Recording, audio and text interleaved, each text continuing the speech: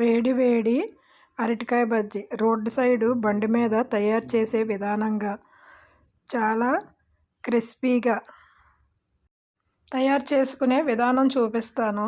చూసి మీరు కూడా ట్రై చేయండి. ఫస్ట్ అయితే ఇలాగ అరటికాయ ముక్కలు తీసుకొని పల్చగా కోసి వాటర్ పోసి దాంట్లో కొద్దిగా సాల్ట్ వేసుకోవాలి. అప్పుడు ముక్కలకి ఉప్పు బాగా పడుతుంది, టేస్ట్ బాగుంటుంది. ఇప్పుడు నేను ఒక గిన్నెలోని కప్పు శనగపిండి వేసుకున్నాను.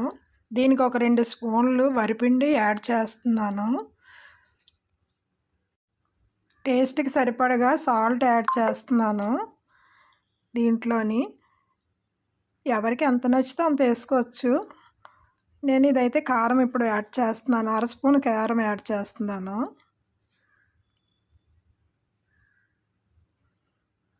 దీంట్లో కొంచెం సోడా కూడా యాడ్ చేశాను. ఇప్పుడు ఒక 1/2 స్పూను టీ స్పూను వాము యాడ్ చేశాను. మొత్తం ఇదంతా కూడా బాగా కలిసేటట్టు ఈ పిండి అంతా కలుపుకోవాలి. ముందైతే దీంట్లోని ఇప్పుడు కొద్దిగా వాటర్ పోసుకొని పిండి ఎక్కడ ఉండలు లేకుండా సాఫ్ట్గా వచ్చేటట్టు కలుపుకోవాలి. బాగా ఎక్కడ ఉండలు ఉండకూడదు. అలాగని మరీ నీరు ఎక్కువ పోసుకుంటే జారిపోయి అరటికాయ ముక్కకి పట్టదు శనగపిండి.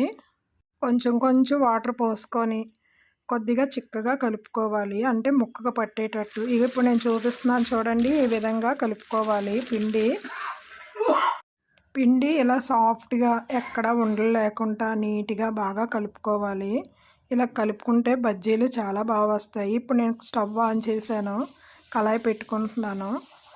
కళాయి కొద్దిగా వీటెక్కగాలే అప్పుడు నేను ఆయిల్ పోస్తున్నాను. దీంట్లోని డీప్ ఫ్రైకి సరిపోయినంత ఆయిల్ వేసుకుంటున్నాను.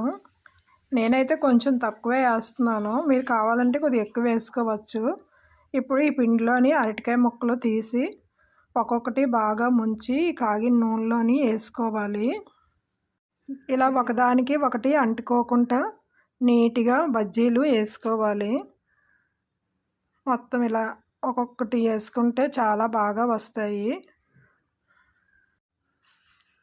ఇవి ఇలాగా ఎన్ని పడితే అన్ని 2, 3 వేసుకొని మొత్తం కొంచెం కాగిన తర్వాత తిప్పుకోవాలి. చట్రం పెట్టుకొని నెమ్మదిగా దాన్ని తిప్పుకోవాలి. ఇలా చూసారు కదా, ఇలా వేగిన తర్వాత ఇలా నెమ్మదిగా ఒక్కొక్కటి తిప్పుకోవాలి. అన్నీ కూడా బాగా ఇలా తిప్పుకున్న తర్వాత మంచి కలర్ రాగాలే దీన్ని మనం ఒక ప్లేట్లోకి తీసుకోవాలి. ఆయిల్ అంతా వాడిపోయిన తర్వాత ఇలా బజ్జీ పిండిలోని వామ్ వేసుకొని బజ్జీలు వేసుకుంటే మనకి జీర్ణం అవ్వడానికి అన్నిటికీ బాగుంటుంది. తర్వాత ఇదే పిండిలోని మనం మిర్చి కానీ బంగాళదుంప కానీ వేసుకొని ఆ విధంగా కూడా చేసుకోవచ్చు. మొత్తం బజ్జీలు అయితే నేను ఈ విధంగా అన్నీ కూడా వేసుకున్నాను. ఇక మొత్తం బజ్జీలు రెడీ అయిపోయి చూడండి.